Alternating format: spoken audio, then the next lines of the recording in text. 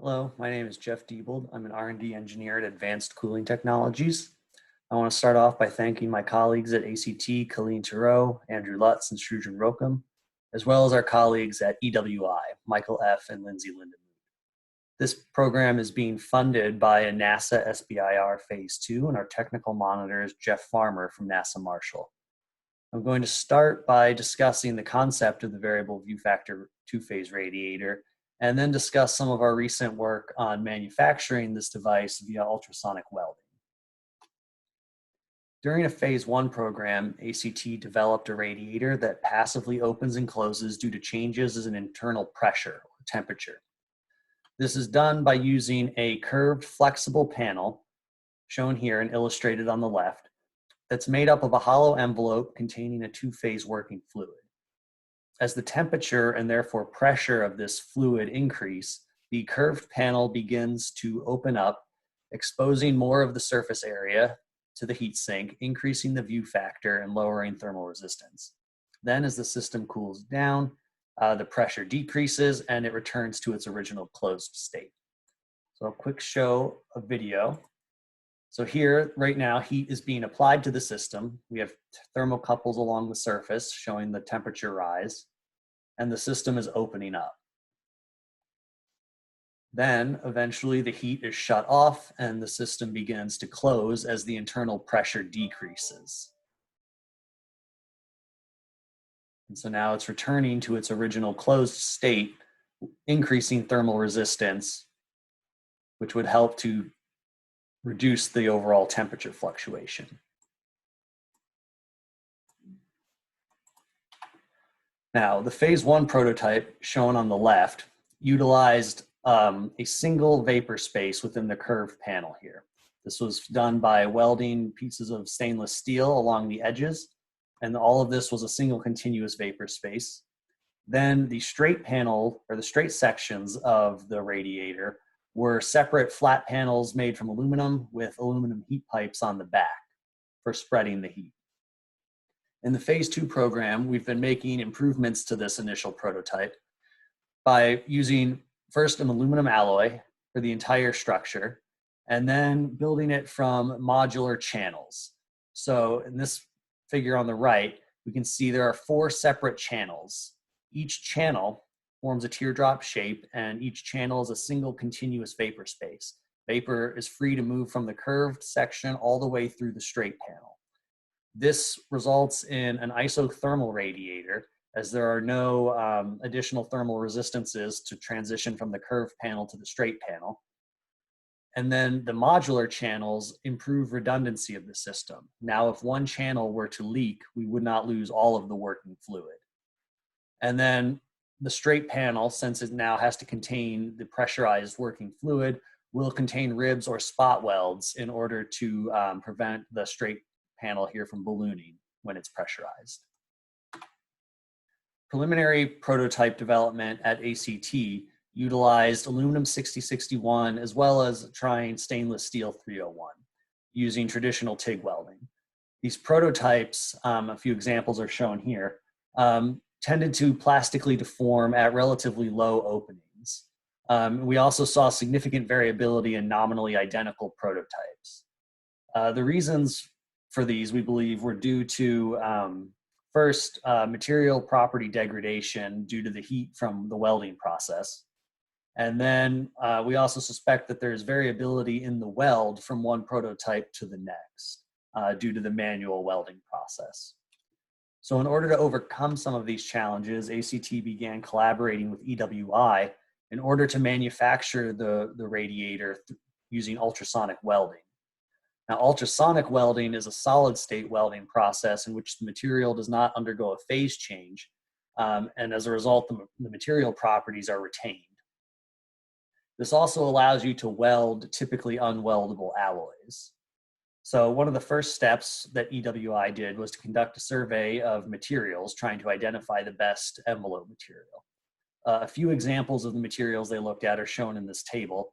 For example, a stainless steel alloy, which had a very high yield strength, but was very stiff.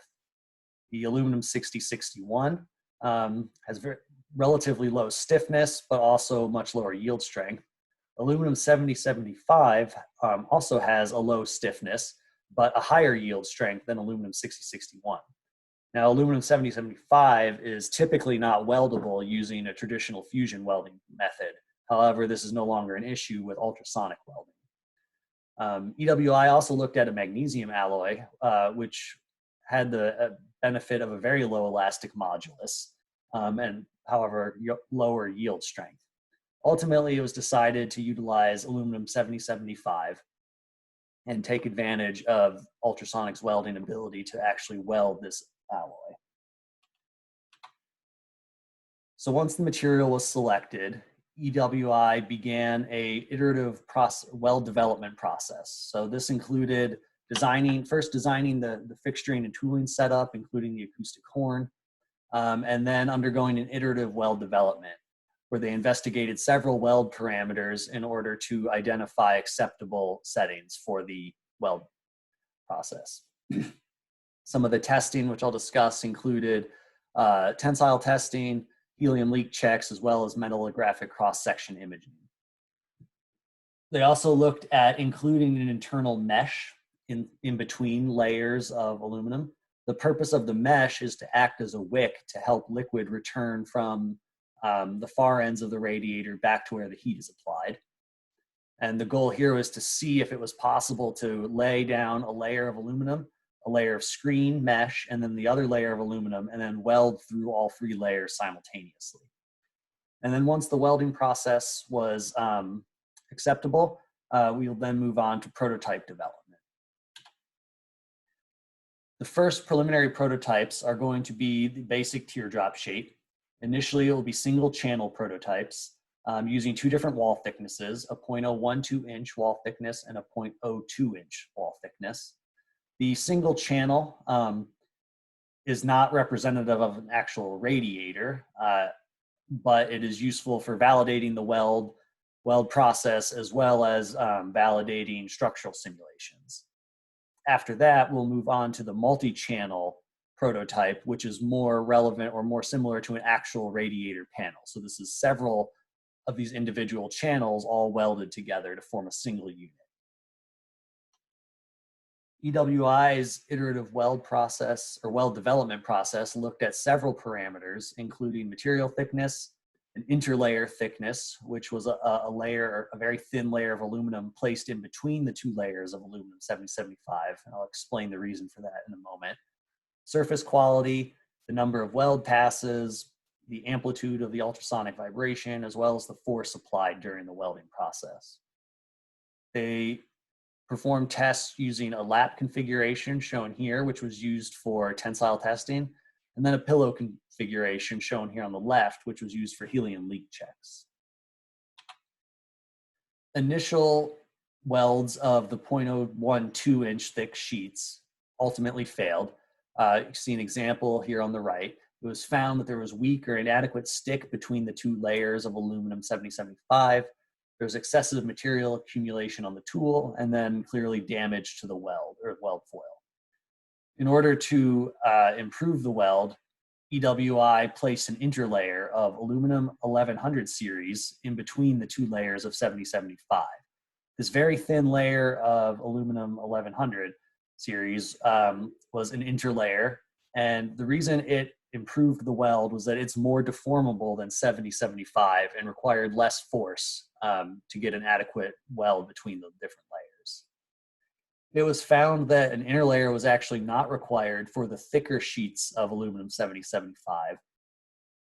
And metallographic cross-section imaging showed that the reason for this was that this the thicker sheets of aluminum actually had an all-clad layer, or a very thin surface layer of nearly pure aluminum, which served a very similar purpose to the interlayer that was used for the thinner material, which did not have the all-clad layer.